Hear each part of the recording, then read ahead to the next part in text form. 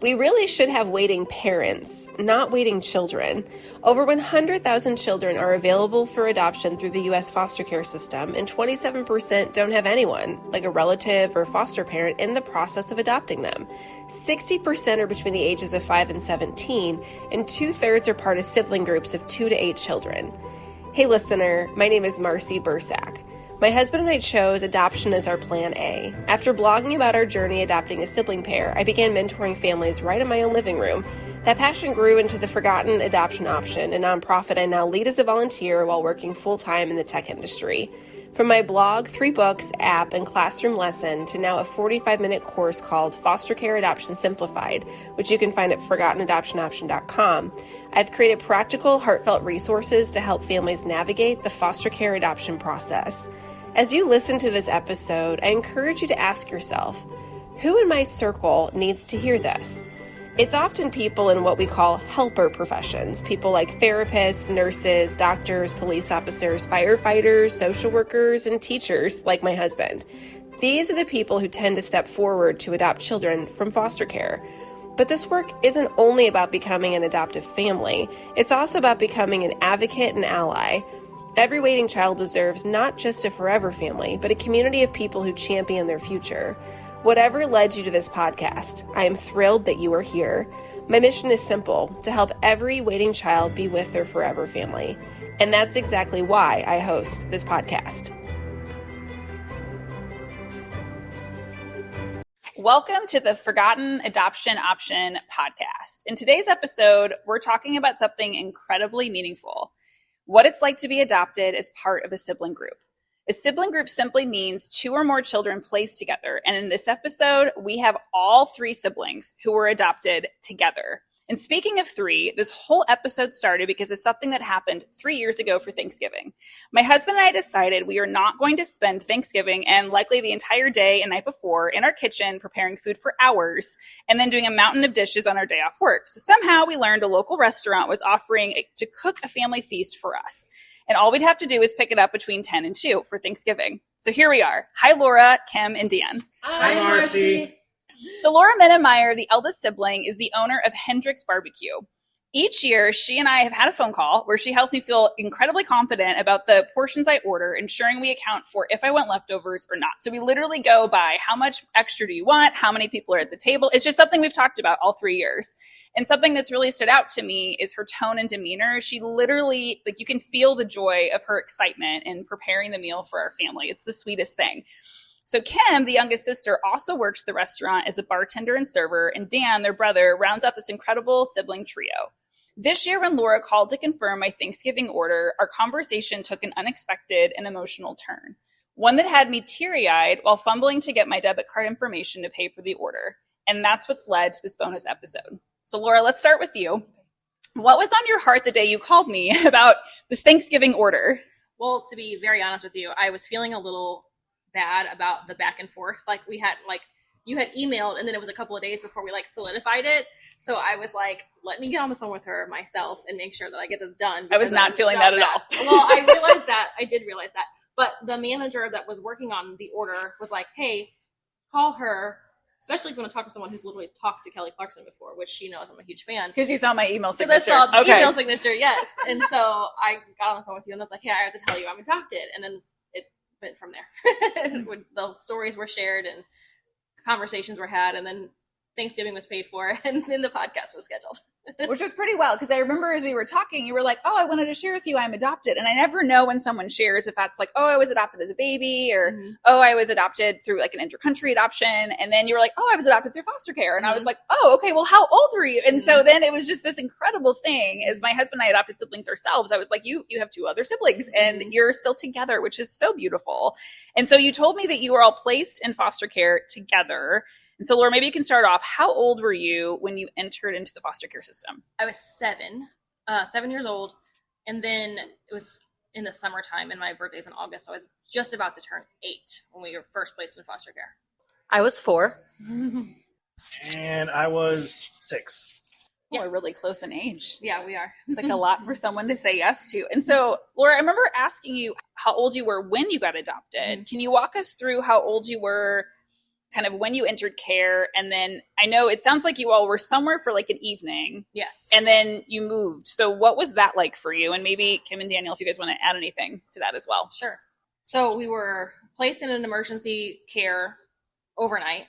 And then the next day we're placed with our foster family who did eventually adopt us a couple of years later. So 7 years old going into the system.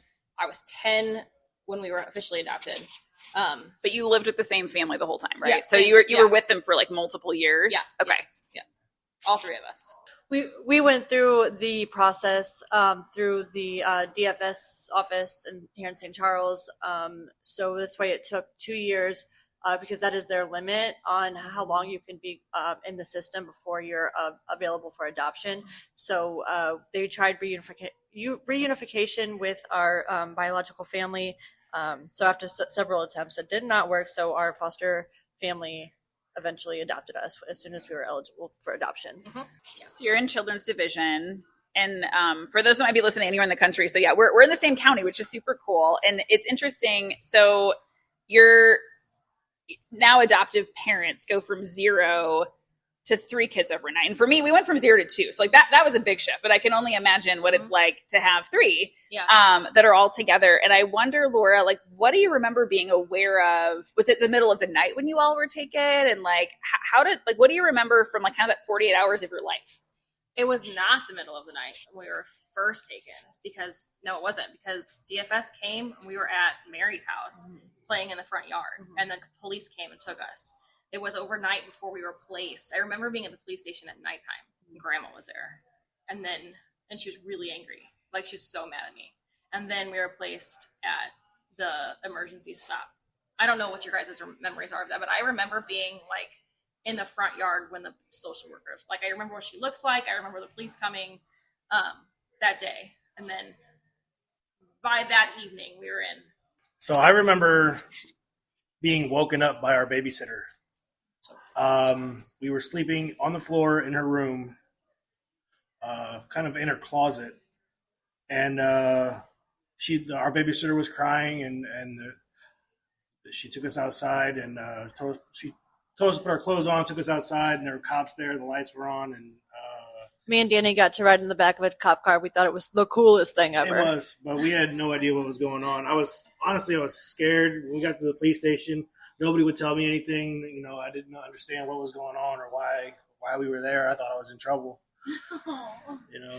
So is Mary the babysitter? Yeah. And is she at your home or are you at her place? We were at her place. Oh, wow. And where did you ride in the car? I think I was taken first because I was interviewed about things that were happening that the babysitter or babysitter's friend ended up like hotlining. So I think that's why I was there. Because I remember being at the police station for a long time. You were already there at the police station when we got there. And I thought you had gotten grabbed from school. I didn't know that you were at Mary's too. So, hey, we're all learning things today. It was July. Oh, that's right. Yeah. It was summertime. Yeah. See, I was so young. So I know when you hotline, it's supposed to be totally anonymous. Mm-hmm. And so why is Grandma mad because she knew that you said something? I think so. It was a sexual abuse situation with her son, who was living in the house. And so, which was not the first time that happened. So I think she was like kind of in denial and didn't want to believe that it was happening. And the fact that I had told someone about it, like, that's probably a podcast episode for a different day, but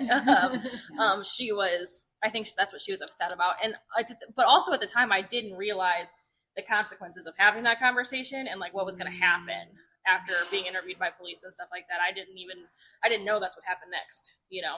I did not know at the time who did the hotlining. I didn't find that out until way into my adult years. Like, I didn't even know that because it was Mary's friend Melissa is what our bio mom told us much later. But so then I guess that night we all end up at the police station and then placed into an emergency care home overnight.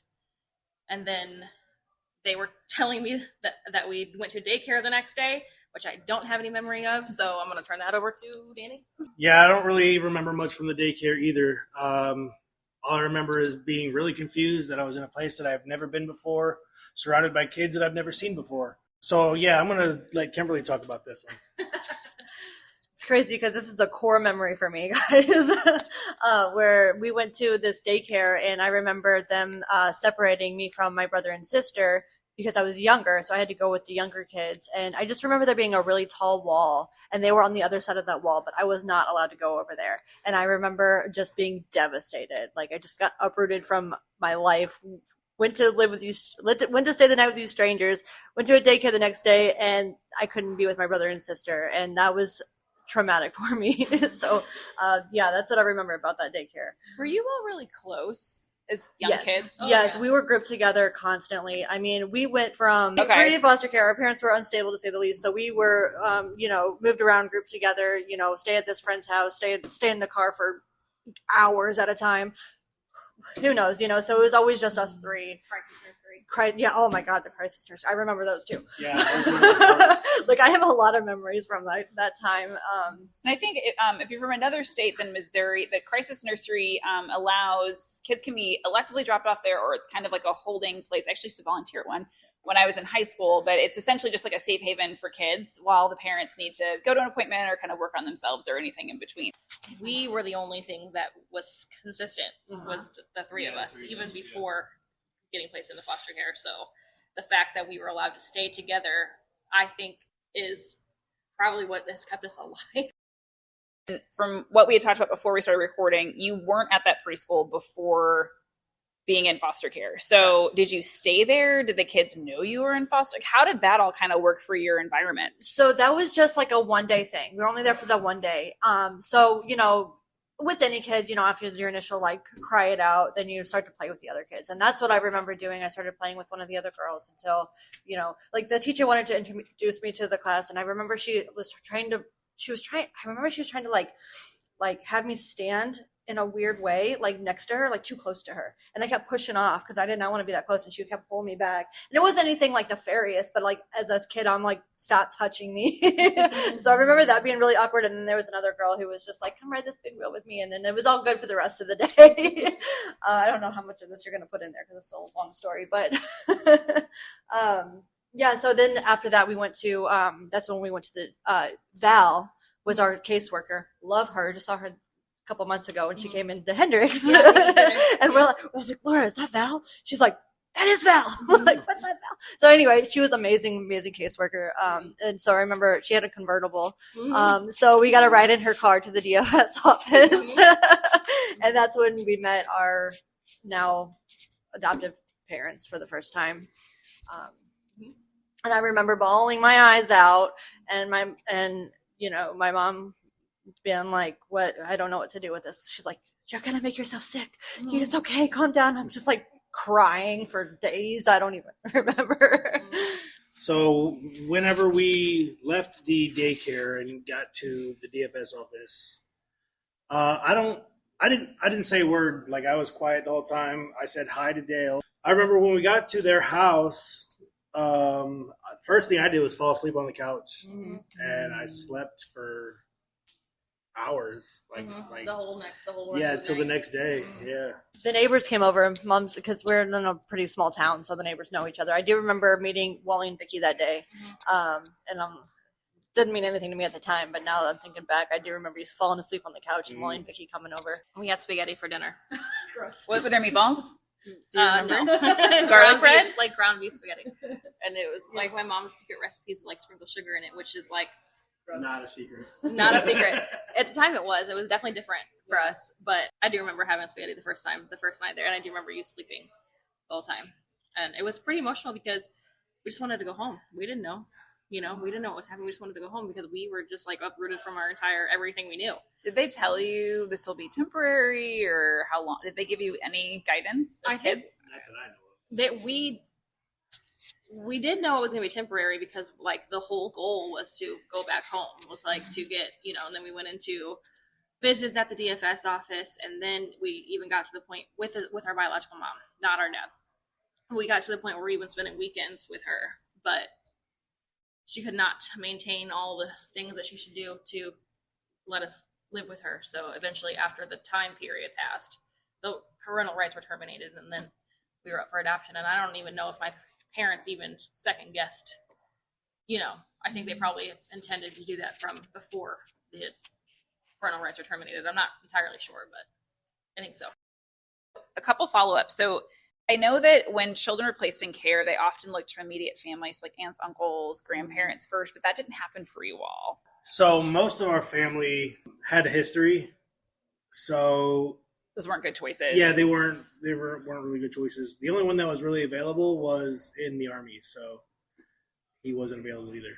Mm-hmm. And so you're meeting a bunch of new people. Yep. You're with this kind of overnight place, and then you're moving in with a family. And you, from what I remember you all sharing, you were like the first kids that they had maybe. Yes. So what was the bedroom setup like? How were they ready? Because I'm like, that's just a lot. Yeah. They were originally told that they were getting 2 girls. They got to the DFS office and it was all 3 of us. And they're like, well, they're angels. So they're like, well, we're going to take all of them, obviously. Like they were surprised, but they made do with what they could to keep us all together, which was nice. I remember turning the back of the kitchen into a bedroom for Danny. Yep. Yeah, I think probably did, because we were required to have separate rooms, boys and girls. Yeah, so it was a temporary mattress in the back of the kitchen situation happening for a while until the addition to the house. Listeners, I know that we often talk about, how do you prepare your home for things like this? And it's not uncommon. I know my own situation, we renovated some space and made it so we could have a bedroom, 2 of them separate. Mm-hmm. So if we had both genders, which we do. And so that's just kind of part of how this all works out, which is beautiful. I love that they were like, we're going to say yes to all 3. We're going to make this work. I am curious. So I have a book that just came out called It's Okay to Talk About Adoption. And the goal is to really make adoption a normal conversation. And it doesn't mean tell everyone everything. It means, to those that it feels comfortable. Like Laura, I remember you mentioning on the phone, we were doing the order that you're like, yeah, like like you're like in the club, like you understand how this works. And so we just like openly had this dialogue. And I'm curious, as you were growing up, you all are old enough to know that like you lived with a very different family first, but how open was that growing up? And like, did you ever talk about it at school? Or I would just love to hear, like, what was your childhood like in terms of being able to talk about your experience? I didn't talk about it. Ever. Mm-hmm. It was very open in our family. Within our family, like, we obviously talked. We had a whole like Christmas celebration whenever it was announced that we were going to be adopted. Like the whole family was there. The neighbors were there. Everybody was like, it was like a whole celebration for when we got adopted. So like we made it a big deal, like within the family. For me at school, I was always very open about it. And like one thing that was crucial with like growing up is meeting other kids who are also in foster care. So like there's one girl who I'm still friends with today. She's actually adopted from Guatemala. So a completely different story, but like we bonded in kindergarten because we were both adopted, so like being able to be open about it and like knowing other kids, it was huge. And then we did the foster care picnics and stuff like that, where they had held events for like those. I think made a huge impact on me as a kid, because just knowing that there's other kids who've been through these things, who've been through the same things that I have been through, and just being surrounded by peers who get it, that was really crucial, I think, in just my overall mental stability growing up. Yeah, I think those foster care picnics definitely made me feel more comfortable about where I was, because there were people in my class that I never knew were also, in foster care or have been adopted, and it just made me feel more comfortable in school that there are people that are, in the same situation that I was in. For me, school, I was pretty open about it too. I don't remember trying to hide it or not talk about it. And I even remember teachers being aware, because I would have to get pulled out for court dates and stuff like that for like situations. And then I remember probably a little bit after we were adopted, because they announced our adoption in December at Christmas time, like you said. And then I know it wasn't going to be finalized, but we were to start school the next semester or the next year? But we started the next year at school, which would have been 4th grade for me, 3rd grade? I don't know. It was 3rd grade. 3rd grade? Yes. And we started the school year under our new last name, even though it hadn't officially been changed yet. We did the same thing because we weren't, it was just easier. Yeah. So I remember my 2nd grade teacher, like me going to her classroom because she was there, like, and me, I don't know, helping in the classroom or something. And her name was Miss Brinkman. I love her, still love her. She was like, "This is Laura Kellison." And I was like, "Nope." She's like, "Minnemeyer?" are you adopted? Like, so it was like, Oh, it was known. Yeah. It also, that teacher also went to the same high school as my dad. So like my adopted dad, because it's Orchard Farm High School, which is very small. So but it was kind of cool. So I do remember being pretty open about it with friends and with teachers too. So classmates knew your last name changed and it was just a normal thing? Yeah. So Laura, fast forward, before we go into your career with being a business owner, a restaurant owner, your sister had mentioned that your social worker, she comes as a customer. It was like a very quick conversation, like, hi, oh my gosh, you remember me? And she's like, oh my God, I do, you know. So I didn't really get into what she's doing now, but I'm sure I'll see her again if she's still local here. Yeah. Aww. Yeah. So Laura, how on earth did you go from childhood, fast forward, and now you're an adult running a business, a successful one? I mean, I run the trail that's right behind your business. I see your sign. I'm very aware that you're here. We're 3 years in for Thanksgiving. Yeah. What led you to go into barbecue of all things too? So kind of a long, interesting story, but right after high school, or even during high school, I started working at a restaurant. So I've just been in What was the menu? Industry. Was it barbecue? No, it was not. It was a casual chain restaurant. It was O'Charlie's. They're not around anymore. So I was working at the one in North County because I lived in West Alton, which is St. Charles County, but closer to North County than it is to out here. Yeah. So anyway, that's where I started. And that's all I've ever done is work in the industry. So it was like server, bartender, assistant manager, and then your leadership just shined. And... yeah. But is Hendrix its own thing? Hendrix is its own thing. So I met my partners. There's 3 of us that own this restaurant, and one of them worked with me. We worked together at O'Charlie's, and then went to different things. And then he'd always wanted to own his own restaurant, and so we purchased a different restaurant in the city. And what kind of menu was this? That was tapas. It was Spanish cocktails, tapas. Okay. It's not around anymore. However, the original owner of that restaurant also owned this restaurant, Hendrix Barbecue. Oh. So this is not our original concept. It was just kind of hey, the people I sold that restaurant to aren't doing so well, so you guys should buy this restaurant. So I'm living in the city now, so it's kind of a stretch for us to come out here.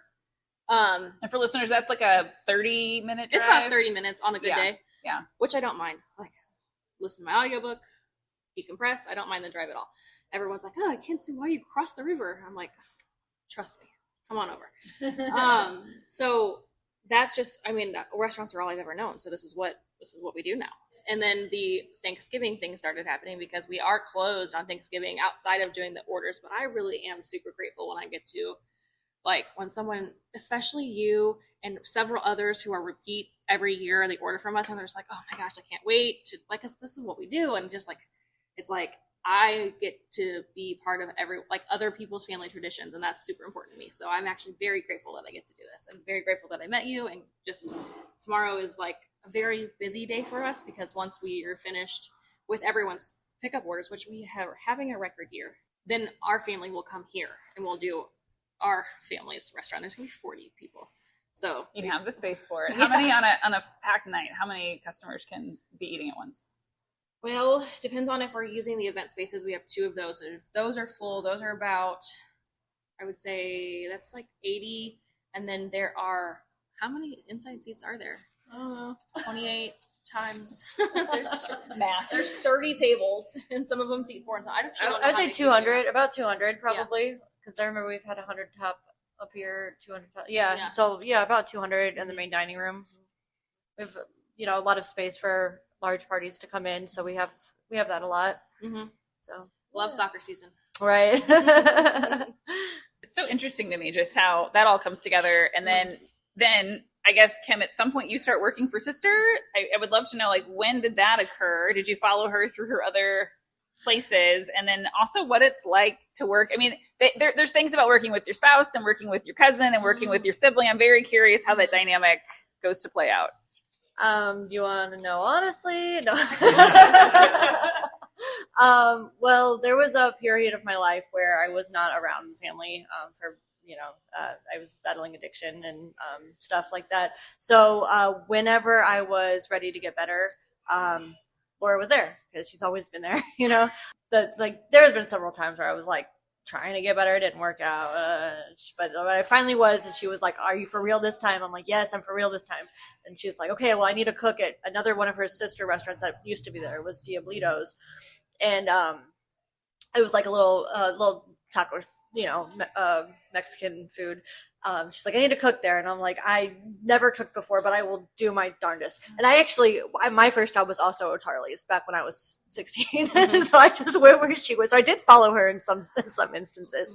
But she gave me a job there. And then, then when she took over this place, she's like, God, I really need servers. And I'm like, I really don't want to get back into serving because I did that my whole life. And I was like trying to resist, but she's like, no, it's really good. It's be awesome. So I did. And I was pregnant at the time with my third kid whenever I started here. And then it just sucked me in. And now I'm like, lead server, bartender. So yeah. So I do love working for Laura. Like I really do.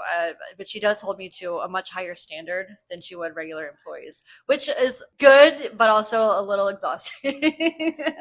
Those older sister expectations. She really does hold me to them too, which is fine. Like that's how I got the position I got, up here. So I work hard because I want to make her look good. And, we do have our sibling moments, but I mean, who doesn't? Well, this is a family restaurant anyway. Our cousin is my general manager. There's more family in the tree. Okay. Yeah, this is a true, tried and true, family owned and operated restaurant. So chances are, if you meet someone in the dining room, we're related in some capacity. Dan worked for us for a little bit too, during a transition phase for him. But now you stop by, you order something you love. Every now and then, I try to bring, some business in. I bring groups in from church, here and there, and just to help, bring business in for her, so things will go a little bit better. Fun fact: he also worked at O'Charlie's a long time ago. Yeah. Everyone follows Laura is kind of what I'm hearing out of all of this. So, I mean, that kind of just ties into we've always been together. So during the times when they're battling their own demons and we weren't together, it was pretty devastating for me. So, and I just feel super grateful to have them here and close to me. Even if you're not working with me anymore, but having you as part of my daily life is super important. And I feel super grateful to have that. So don't think about working anywhere else. You're fine. We have it recorded too, so they know better. They can't say they forgot. I'm curious because you point out this sibling bond piece, which really doesn't have words. There's just this connection. I'm curious now that you're adults, and if you could kind of talk to now who's your adoptive family or any family that is saying, well, I think I'd like to get licensed to do this. What do you wish people would think about when they think about, can I help siblings? Whether that's 2, 5, 3, whatever the number is. Now that you know it with kind of an adult mindset, what do you wish that people would consider and understand when they say yes or no? I would say first and foremost is your motive behind what you're doing. If you're doing it for the kids, to help them, to watch them grow, to help them become functional, good people, then by all means go for it. But if you're in it for any other reason than to help these children, try to do something else. Do something else. That's all I got to say. How about you, Kim? What do you wish people thought about when they thought about saying yes or no to siblings? Just imagine being uprooted from your life, from your entire everything you know. But imagine doing that alone. Think about, if there was a sibling there, then they know they have somebody who knows exactly what they've been through. They don't even have to use words. So as a parent to those siblings, you're going to have a hard time navigating their trauma, and that's okay. Of course, didn't get a psychology degree, but that sibling is going to be there for them, even whenever they do go to therapy and they can't articulate what is happening to them or how they feel. That sibling is going to know without words. So that's really important for them to stay together, so that way they have that constant in their life and that somebody who will understand them all the way down to the nitty gritty. Thanks for sharing that. How about you, Laura? You're kind of the mother hen. I am a little bit of a mother hen. I've been told that for all my life. I would say just exactly what Kim said. Like, just if you have a child who is going to have to live a completely different life and learn how to deal with things that they have been through or the things that they have seen. Like, why would you not want someone who can just be there for them, with them, without having to think about it? Like, they know too, like, why would you not keep them together? Like, because then you're on top of the trauma they've already been through. Now you're going to traumatize them again by keeping them from the people that they could potentially be with. But I will also say that if you're going to think about adopting a sibling group, to remember that they are individuals and the needs that they have will be different. Each of us, had lived similar experiences, but each of us lived our own individual experiences. And so to remember that going into it, I would imagine folks that are wanting to adopt, period, let alone adopt groups of children at the same time, probably already have a good heart and probably are already trying to be self-aware of what, how can I best suit these children? I just would say to, again, remember the individual that they are, and that maybe one size doesn't fit all when it comes to the help that they need and the steps that they would use to get through and learn the things that they need to. It's not easy for everyone to go through the things that some kids have gone through, and then to expect them to achieve in the same way that the next one did is just not fair and really impossible to expect. Because you're all individuals. Dan, I think you want to add something?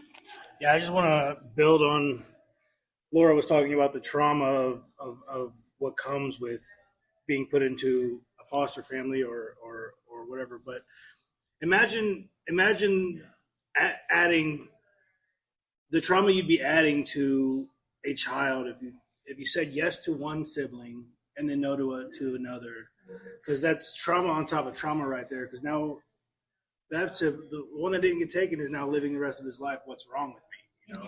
What? How come I'm not good enough to be? We already have a little bit of that happening. Yeah. So just Right, there's a lot to consider when considering taking families, but yeah, I just highly suggest not splitting up siblings. Mm-hmm. Yeah, we need more families to say yes in that space. It can be a lot because there are sibling groups that can be 6 and 7 and more kids, and to have space for that, the rooms, like you all point out, can be a lot. But to your exact point, all three of you have really said this about it's healthier for siblings to stay together. And I know as a nation, we've gotten better about making that a priority, but having families say, yes, my hope is by hearing your stories, especially that, okay, like this is what they went through, and man, I could help another group of kids kind of have that understanding. And so Kim, I wonder, when you were going through school, I know Laura talked a little bit about her teachers, but I'm curious for like your own perspective. Was there anyone, a teacher, a coach, a neighbor that you feel like was really supportive to you, that maybe you could help our listeners understand, like, that's something I could be a positive influence in a child's life around me because of maybe what you felt? You had a lot of friendships, it sounds like. Yeah, I honestly don't remember a whole lot from teachers because I feel like if I was treated differently, I didn't recognize that I was being treated differently. I don't know. They may have had a little more compassion. I really don't remember that. The thing that stuck out to me most was the peers, finding out other people that, were adopted also. But then also we did have a good neighbor support. Like I said, the people who came up to our adoption announcement, they really helped support my parents. I think that was necessary for them too. I mean, taking in 3 kids, And these are neighbors to your adoptive parents, correct? Right? Correct. We had neighbors too that just like, I remember our kids moved in late at night, and the one neighbor is up with my husband getting the trash bag and helping, and having those people in your life is so incredible. Right. Yeah. And just the emotional support, we need a babysitter. We need this, they always showed up for her. And I think that was important too. And I know that's not really my personal experience, but it is something that I observed. So yeah, you saw the neighbors lending a hand. Yeah. Dan, do you have anything you want to add? Any adult that was in that scenario or peers that might have kind of stuck out to you of being supportive or caring? One of our neighbors, her name was Nancy. She was very inclusive for all 3 of us. Like she invited us to her church, and she was always around when I was going through the scouts, and I just really remember being very involved with the 3 of us throughout most of our teenage years, So just a quick shout out to her to say thank you for that. You know, Yeah. Swim lessons. yeah, swim lessons, Camping. Yeah. She took us camping. Did all she the have time. kids too? Yeah, she had Yeah, just she had a one son. son. Yeah, his name was Kyle. They were all. She was very sweet, very sweetheart. You know, Had a van, I'm thinking, because Yeah, you she had a four van, kids. yeah. Okay, Yeah. okay. Yeah, Yep. she took some other neighbors too sometimes. Laura, you had this sweet grade school teacher that recognized your last name change. Was there anyone else or anything else that teacher did that stands out to you? I can't say specifically other than just being, because when I was in second grade, she was also going on maternity leave. So like she wasn't there for part of the year. So like her student teachers, but when you're that age and you've gone through something that you don't know that anyone else has ever been through, like you think that no one else on earth has ever done the things that you've done through. Like you think you're special, like you think you're different than everybody else, and not in necessarily a bad way, but in just like I've done something you guys don't know about type of thing. So I remember our guidance counselor like having conversations with her because I was like, I can't relate to other kids because as far as I know, like no one's just like trauma dumping on each other at 7 years old. So I think that like I'm the only kid that's ever gone through the things that I've gone through. So I remember Miss Yazel? Elementary. Elementary. There was Miss Brown and then Miss Yazel. Miss Yazel. Dan's really got the whole yearbook. He knows Yeah. everyone's name. Yeah, I remember having good conversations with her, and I remember them helping me out a lot too. So, but other like I can't think of like a specific instance, but I always felt supported. I always felt like we had a good system. So, And it sounds like you all didn't move. Like you kind of grew up. Same. Yeah, my parents still live in the same house that we were adopted in. Wow. So I remember, Laura, when you and I spoke on the phone, you were like, I'm going to go find this Kelly Clarkson clip. And I have seen it enough times. It's like ingrained in my head. And as we close, I want to share something. And you probably remember seeing this. That Kelly Clarkson shared is I was talking about adopting siblings. Mm-hmm. And to me, it's just a second nature. Like, well, of course, like that's what you do. But I remember her specifically saying it's important to keep them together. Mm-hmm. And she's totally right. And I'm wondering, we know we need more forever families. We know we need more families for siblings. And from each of you, you've shared such powerful examples, but kind of in closing, maybe we'll start with Laura, go Dan, and then Kim. I wonder if you would kind of reflect on what you think might have been different or maybe what you would have missed out on if you would have been split up. I honestly can't even imagine not having them. I cannot fathom being away from them. I don't know that I would have lived the life that I've lived. I don't know that I would have made it through anything. I'm like, just like trying to even imagine a scenario like that is just impossible for me because most of my existence as a kid and like you said earlier, I was a bit of a mother hen, but like them two being like knowing that they're okay and knowing that they're safe and being part of their lives has been like pivotal in who I am as a person. I can't even consider what would happen if we would have been together and like just the struggles that we had while we are together. Like if we would have had to face some of these struggles without each other, let alone whatever you could have faced or any of us could have faced in a different scenario, like a different family, in a different home, in a different school. No, absolutely not. Absolutely not. I can't even imagine it. I have given this a lot of thought. I know exactly where I would be right now if we weren't together because I would be dead. I guarantee that. Because I would not know how to, like Laura was just talking about, tackle some of the issues that I've tackled with them by my side. You know what I mean? And if that had been taken from them, my heart would have broke and it would not have been mended. And I probably would have been introduced to drugs at a much younger age. It would have been a downhill slope faster than anything I've ever seen in my life. And I probably would have ended up overdosing and dying at probably like 20. So that's how I feel my life would have gone if I hadn't been with them my entire life. Laura's crying. Mm-hmm. I love you. I love you too. So I was the baby, Laura, of course, mother hen. She was my emotional rock. Like she when I was 2 or 3 years old, I had gotten suffocated by a babysitter, and Laura was there in the hospital with me, like holding my hand until I got better. Like she was basically my mother, and she was only 3 years older than me. Like, so I don't remember that, but I remember her telling me those stories. I was very young. So like, they're just there is no world without them. Like there isn't. Like I said, that story about the daycare when they made me sit in a separate room and I just bawled my eyes out. Like that would have been my life forever, just bawling my eyes out without them. I do kind of want to talk real quick, if I can, about my youngest sister who was adopted. She came into our family when she was a baby. My adopted parents adopted her as well. She has a sister, half sister, who is still with her biological family. My mom has been so open about letting them know each other growing up. And so I think that it's important if there is another sibling to let them know each other, because I would have lived my whole life wondering. I probably would have ran away trying to find them if they were not, I would have been looking for them forever. Like yes, there was that curiosity of who's my biological mom. I want to meet her. Right. But I can wait until I'm 18. I can wait till I'm allowed, which I didn't, because I was a little younger than Laura and I found her phone number in Laura's phone. So I did not wait, but it would have been a completely different pool. I would have been demanding, where are they? Who are they with? Can I see them? Can I be with them? And I think if I had gotten adopted to the people who adopted me, and they did not, they would have at least let me see them. And that's good to know. That feels good to know that they would have allowed that, where we would not have been completely cut off from each other. But I'm so glad we were able to stay all together. You have a lifetime of memories together. You have a lifetime of experiences together. Exactly. So if there's anybody out there who, it's not possible to adopt the other sibling, at least let them know each other. At least let them grow up together. That is, I think, so important. So good.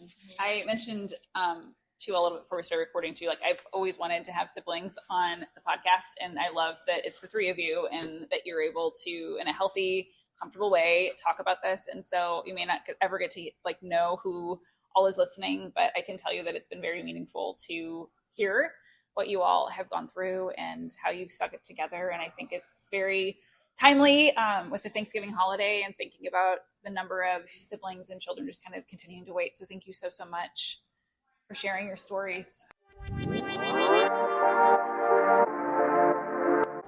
Thank you so much for spending time with us. It truly matters that you listen today, because by tuning in, you're opening your heart to the stories of children in foster care, sparking empathy and starting to see how your unique role, whether as a friend, advocate, or even as a future adoptive parent, can bring hope and belonging to a child or sibling group that is waiting.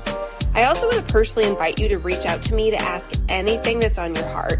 I promise no judgment. You can find me on Facebook, LinkedIn, and Instagram, and I mean it when I say you can ask anything. I know it can feel awkward to ask questions publicly, and that's why I carve out time during my lunch hour and evenings while my kids and husband are at martial arts to mentor others one-on-one. Your questions matter, your curiosity matters, and most importantly, the role you are playing in helping children in foster care matters. Together, we can bring hope and belonging. Until next time, take care and keep the conversation going.